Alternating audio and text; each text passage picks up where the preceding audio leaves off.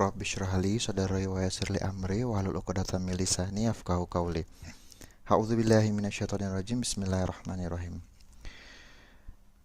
Ada pertanyaan. Ada beberapa ketentuan yang harus diperhatikan oleh jamaah haji dan beberapa hal yang harus mereka lakukan di dalam menunaikan ibadah haji. Namun telah terjadi kesalahan-kesalahan dalam melakukan ketentuan hal tersebut.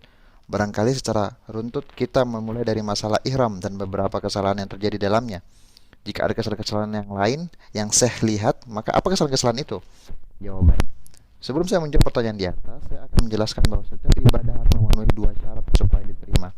Yang pertama, ikhlas karena Allah, yaitu ibadah dengan tujuan menghambakan diri kepada Allah dan mengharapkan balasan dan keridhaannya. Karena hal seperti ini dilakukan oleh Rasul SAW, sebagaimana diterangkan dalam firman-Nya. Muhammad itu adalah utusan Allah, dan orang-orang yang bersama-sama dengan dia adalah keras terhadap orang-orang kafir, tapi kasih sayang terhadap sesama mereka. Kamu lihat mereka ruku dan sujud mencari karunia Allah dan keridhaannya. Quran Surat Al-Fat ayat 29. Dan firman-Nya, dan orang-orang yang sabar karena mencari keridhaan Tuhannya, mendirikan sholat, menafkahkan sebagian rezeki secara sembunyi-sembunyi dan terang-terangan, serta menolak kejahatan dengan kebaikan, orang-orang itulah yang mendapat tempat kesudahan yang baik, yaitu surga Aden, yang mereka masuk ke dalamnya bersama-sama dengan orang-orang soleh dan bapak-bapaknya, istri-istrinya, dan anak-anaknya dan cucu-cucunya. Sedang malaikat-malaikat masuk ke tempat-tempat mereka dari semua pintu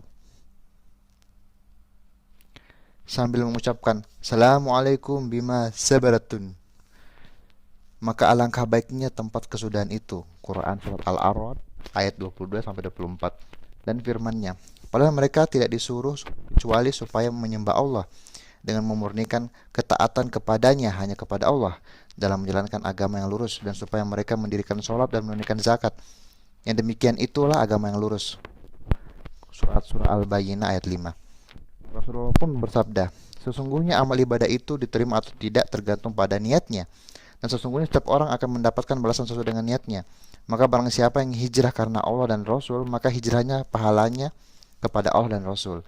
Dan barang siapa yang hijrahnya karena ingin mendapatkan kekayaan dunia dan wanita yang dinikahinya, maka hijrahnya adalah sesuai dengan niatnya.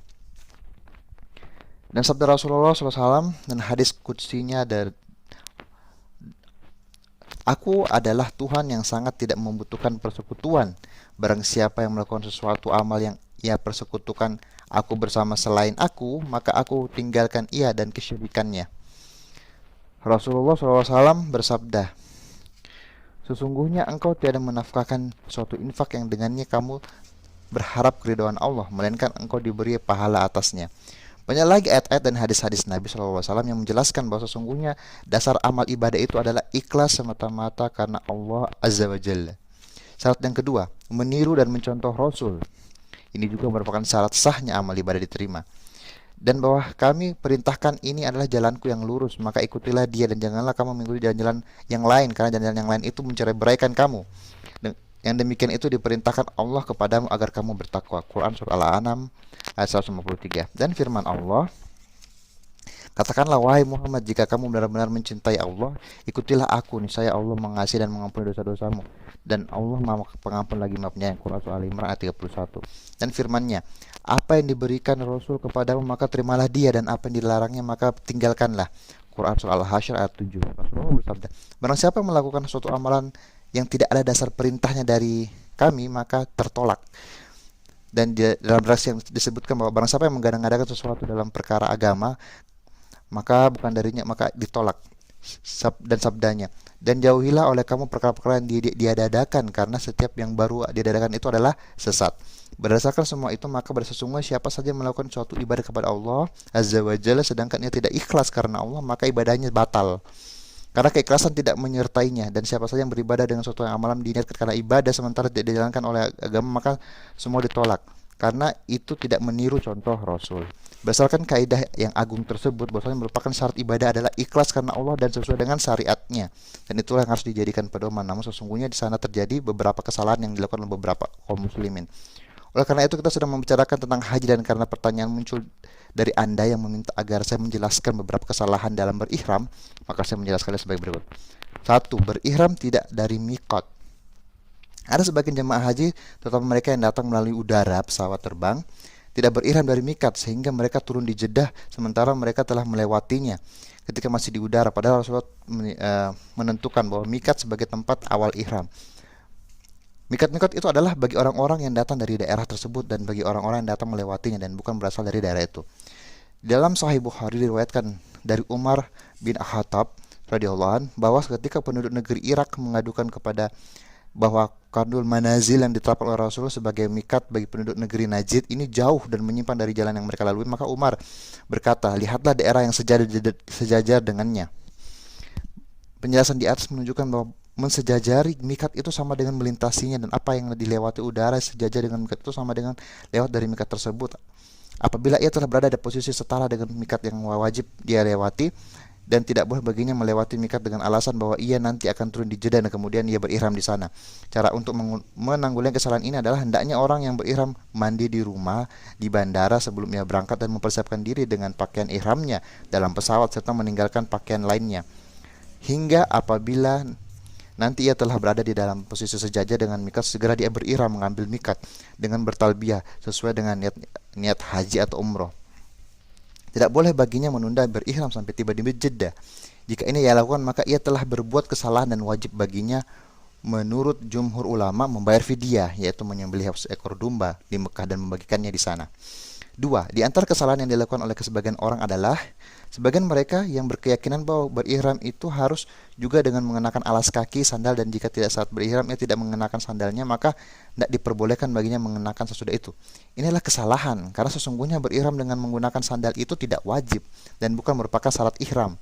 Ihram itu sah tanpa harus mengenakan sandal dan juga tidak dilarang memakai sesuatu yang berihram sama sekali tidak ada sandalnya. Tidak ada dosa baginya sama sekali. Yang ketiga, sebagian orang ada yang beranggapan bahwa mengenakan pakaian ihram itu tidak boleh diganti atau bertahallul. Ini adalah salah. Yang benar adalah seseorang boleh mengganti pakaian ihramnya karena suatu sebab atau tanpa sebab, selagi pakaian pengganti digunakan untuk ihram. Laki-laki maupun perempuan sama dengan hal tersebut. Dan siapa saja yang berihram dengan menggunakan pakaian ihram tertentu lalu ia ingin menggantinya, maka ia boleh melakukannya. Bahkan ada kalanya seorang wajib mengganti pakaian ihramnya, yaitu jika pakaiannya kotor atau cemar najis dan seterusnya. 4. Ada pula sebagian orang yang melakukan ittiba, menyelendang pakaian ihramnya, menyelendangkan. Semenjak awal ia berihram, semenjak ia berniat menyelendangkan, maksudnya pakaian ihram diselendang di pundak kanan atau kiri. Banyak sekali jamaah haji yang melakukan hal tersebut mulai semenjak ihram hingga bertahallul. Ini adalah suatu kesalahan, karena menyelendangkan pakaian itu hanya dilakukan ketika melaksanakan tawaf kudum, tidak dilakukan di saat bersa'i dan tidak pula saat tawaf. Itulah beberapa kekeliruan dan kesalahan sebagian jamaah haji. Adapun cara menanggulangannya adalah dengan meninggalkan semua kesalahan tersebut. Di sana juga ada kesalahan lain, yaitu keyakinan sebagian mereka bahwasanya di saat berihram mengambil niat ihram di mikat wajib melakukan sholat 2 rakaat. Ini juga merupakan suatu kesalahan, karena sesungguhnya tidak wajib bagi seorang melakukan sholat 2 rakaat saat berihram. Bahkan pendapat yang lebih kuat adalah pendapat yang diberikan oleh Abdul Abbas Ibnu Taimiyah radhiyallahu an, yang mengatakan bahwa tidak disunahkan salat tertentu untuk berihram karena hal tersebut tidak pernah dicontohkan oleh Rasul. Apabila seseorang sudah mandi dan memakai pakaian ihram, maka berihram tanpa sholat, kecuali jika waktu sholat wajib telah tiba dan telah mendekati waktunya dan hendak menunggu sholat wajib di mikat, maka dalam keadaan tersebut lebih utama afdal adalah melakukan ihram sesudah menunaikan sholat wajib. Adapun kalau ia sengaja melakukan sholat tertentu di saat ihram, maka menurut pendapat saya lebih kuat adalah bahwasanya tidak ada sholat khusus bagi ihram. Inilah beberapa hal yang saya ingatkan tentang beberapa kesalahan jamaah saat berihram. Subhanakallahumma wa bihamdika astaghfiruka wa atubu ilaik. Wassalamualaikum warahmatullahi wabarakatuh.